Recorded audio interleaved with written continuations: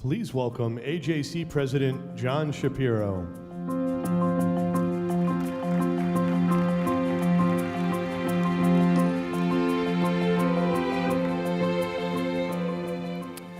Thank you very much for my last act. I am delighted to be able to introduce Senator Rob Portman. He's now had close to 3 decades of public service. He was in the President George H.W. Bush's Office of White House Counsel. He's been a congressman. He's been a U.S. trade representative, and now, of course, a senator. He's always been an individual who stood by his principles while being a model of civility and a leader in the search for consensus. He's been an example of bipartisanship in a polarized world and a dedicated proponent of pragmatic policy solutions. Throughout his career, Senator Portman has been a dear friend to AJC, a dedicated ally of Israel and the Jewish people, and a staunch proponent of U.S. global leadership. Just last month, he joined us to celebrate the 75th anniversary of AJC Cleveland. In a wonderful conversation with the other senator from Ohio, Sherrod Brown, moderated by AJC CEO David Harris, he spoke eloquently against the vitriol of anti-Semitism and reaffirmed his commitment to fighting BDS. We are honored to have him back with us today, this time on the AJC Global Forum stage. Without further ado, please join me in giving a warm welcome to the senator from the great state of Ohio, Rob Portman.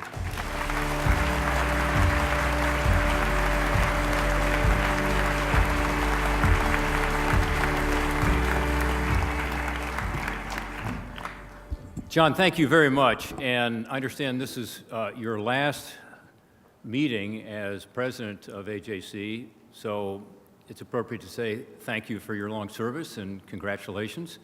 And I know you won't be a stranger.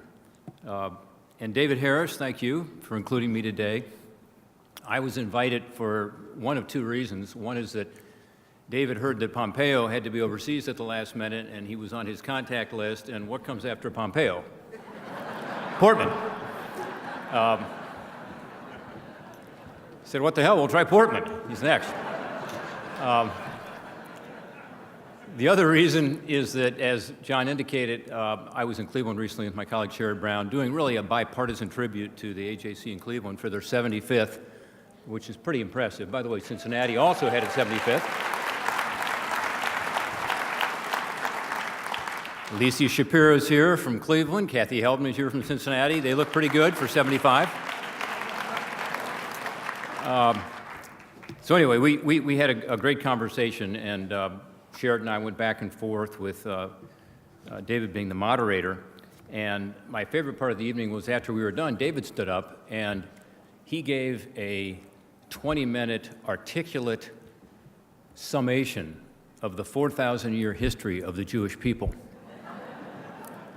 No notes. So afterwards I said, that was mesmerizing. And I think he invited me hoping that I would say that again, which I just did.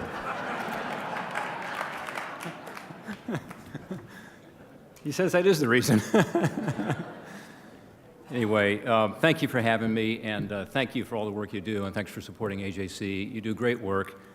You carried the torch for a mission that is really simple to say, but really difficult to carry out, and that's building a safer, more secure future for the Jewish people, for Israel, and for all humanity. Pretty broad mission. It's a mission all of us embrace, one that's indispensable, but also, sadly, in today's world, one that's more and more challenging.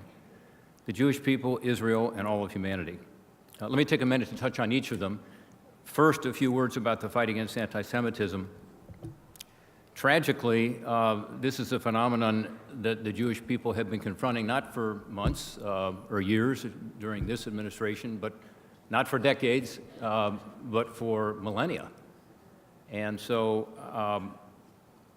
whether you go back to the Pharaoh in ancient Egypt or up to modern-day Pittsburgh and Paris, the cycle of hate has become all too familiar. Rather than embrace the idea that we're all made in the image of our Creator, too many are looking for the other to blame, aren't they? And too often the other becomes the Jewish people.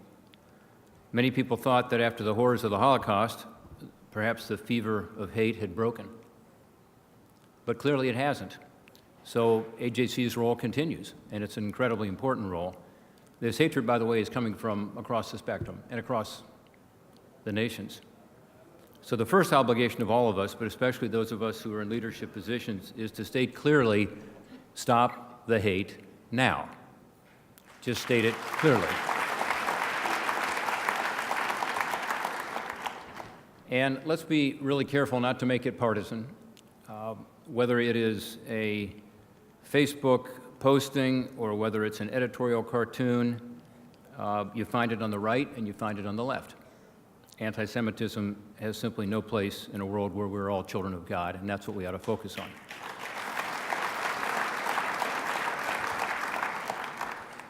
While we confront anti-Semitism, we've got to acknowledge it exists, and we've got to help keep people safe in Jewish communities and in all religious communities. In April, as you all are aware, the shooting outside of San Diego took the life of Lori Gilbert Kay. She heroically sacrificed herself to save her rabbi.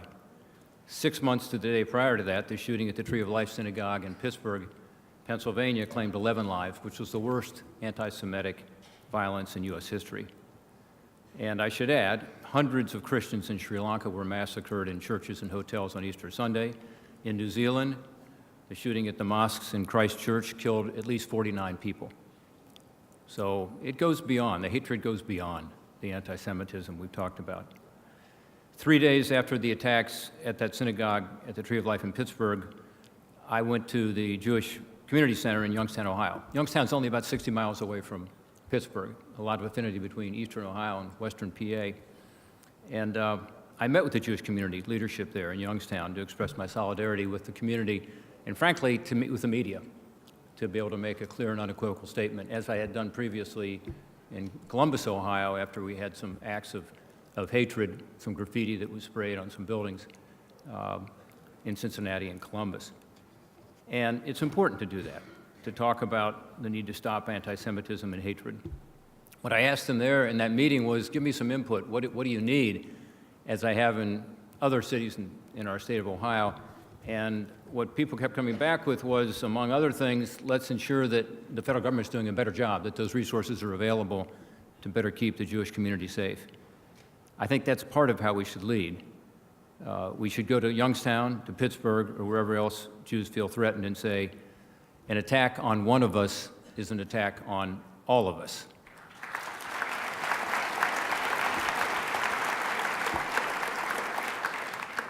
I commend AJC for spearheading the Community of Conscience initiative to create an interfaith dialogue aimed at disarming the hateful language and the acts of violence towards houses of worship across the board. Forums like that, I think, are crucial for giving a voice to the principles of religious tolerance in a time when, again, indeed, so many people are choosing intolerance instead. Sadly, if the trends we're seeing are any indication, these attacks are not going to go away anytime soon. So what can Congress do? Well, one thing we can and should do is provide more help to synagogues, to schools, to Jewish community centers, and other faith-based organizations. Provide them with the best practices on security. So taking from the Department of Homeland Security in particular some of the expertise and being sure that's available, but also providing resources that these communities need now to secure their facilities effectively. I've become the lead supporter in what's known as the Nonprofit Security Grant Program. Some of you are aware of it because you have accessed it. It allows nonprofits, including synagogues and other faith-based organizations, to apply for funds they can use to access best practices, to secure their facilities, train personnel. And now, very recently, under new DHS rules that I strongly support, allows them to hire armed security personnel. Sadly, it's needed. Last year, I led a bipartisan letter with Senator Casey to push for a total of $60 million for the program. I'm happy to say that funding level was incorporated in the final Homeland Security Appropriations Agreement, so the Congress bumped up that funding. This year, I'm working with my colleagues to increase the amount of that funding to $75 million. By the way, that additional $15 million would go toward smaller communities, because right now, the funding is focused on larger urban areas. Sadly, as we've seen, whether it's Pownell or elsewhere, some small-town worshipers need to feel safer too. So I hope you'll raise the importance of these grants, of this program on your visits here this week. Not everybody knows it exists, so I also hope you will do what you can back home to spread the word about it and let people know that these grants are available. Anti-Semitism takes a lot of forms, doesn't it? I also want to talk for a moment about BDS, the boycotts, divestment, and sanctions on Israel. I call BDS what it is, which is discrimination. And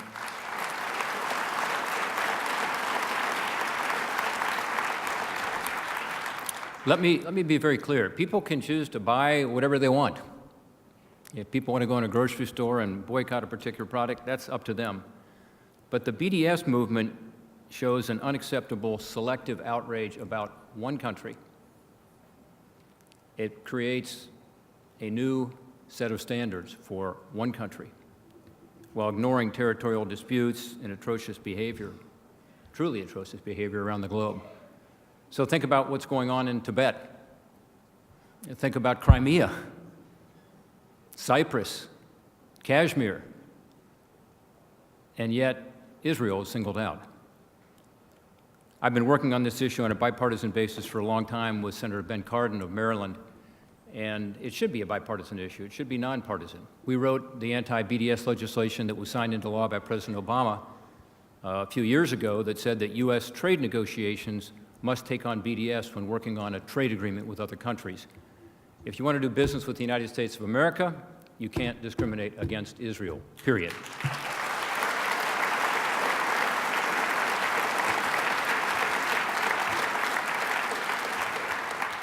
I got involved in this issue on the trade front because of my experience. I was told, well, there really is no place for a BDS in terms of trade negotiations. It's a different issue. I said, not really. You know, when I was U.S. Trade Representative, John mentioned that we had trade negotiations going with Saudi Arabia to get them into the WTO. We raised the issue successfully. We also had trade agreements that we negotiated with Bahrain and Oman. And at the time, I was told, you can't push the boycott issue. They have Israel boycotts in place because of their internal politics. They just need to have that in place. You have to trust us on this. I said, no, I don't trust you on that. We're going to tell them, if you want to do business with the United States of America, you remove those boycotts. And ladies and gentlemen, in both those trade agreements, the boycotts were removed.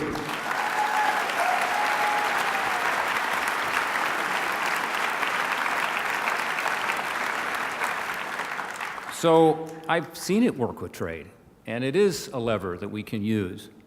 Now Ben Cardin and I have another bill that will extend the anti-boycott laws to international organizations like the UN Human Rights Commission.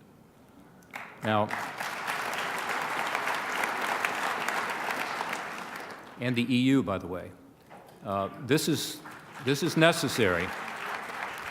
I view these international organizations as actually the biggest threat right now on the BDS front. They are proposing, as you may know, to blacklist all U.S. companies that do business east of the Green Line. So it's coming. They've said it's coming. They've delayed it temporarily. So let's pass a law now that says the United States will not participate in this and will provide sanctions if indeed other countries go along with such a boycott.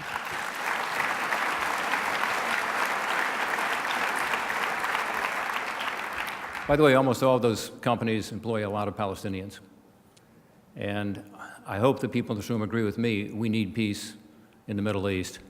And I'm a strong proponent of a peace plan. But this gets us off track, takes us away from what we have to do in order to have a peace agreement between Israel and the Palestinians. Picking out one country, Israel, for a double standard and constant attack for the purpose of isolating and really delegitimizing that country is not only wrong, but it's morally offensive. We've got to continue to stand up to it.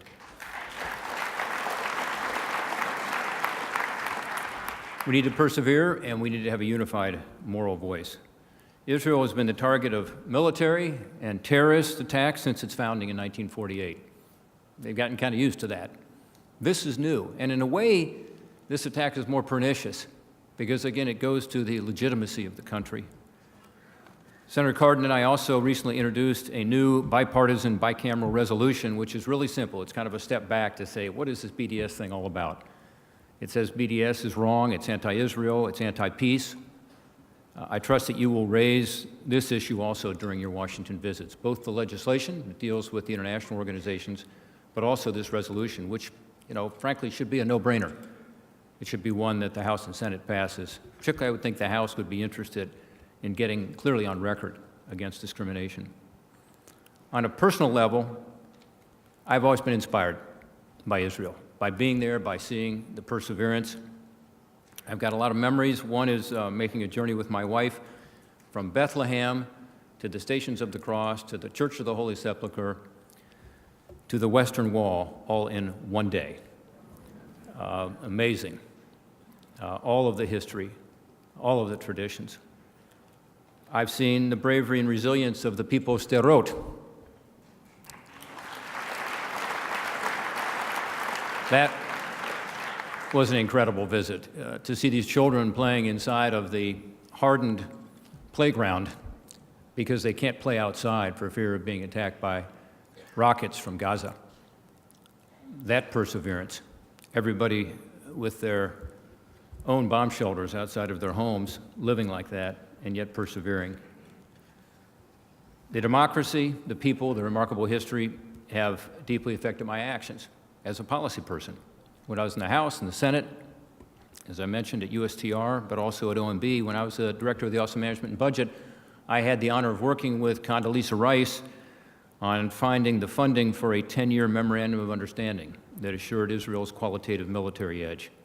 That's also really important.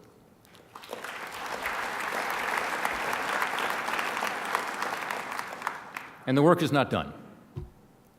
A final thought on the key ingredient for all of this, whether it's the safety for the Jewish people, for Israel, for all of humanity, your entire mission, none of it can be accomplished without a strong AJC, but also a strong America.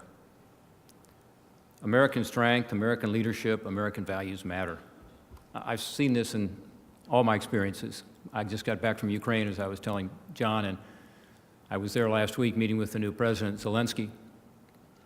And by the way, they have a prime minister and a president who is Jewish. I mean, who'd have thought in Ukraine? The tradition and the history of that country is not good with regard to discrimination and the Jewish people. And yet here we have this situation where America can play the most powerful role to stand up beside this country, to continue to move them toward the West, to continue to have them embrace democracy and the values that we hold dear, including fighting corruption, including fighting discrimination. The key is that America remain that beacon of hope, that beacon of freedom. And that requires a strong economy. That requires a strong military. Peace through strength works. We've got to continue American leadership and engagement because it's the best guarantee of our dreams of a more peaceful world, our dreams of a strong Israel, our dreams of a world that's more tolerant and democratic and free. That's how those dreams will come true. So today, let's recommit ourselves to work together. The American Jewish Committee, the Congress, the administration, all of us, to demonstrate that kind of leadership each and every day. Thank you all, and God bless.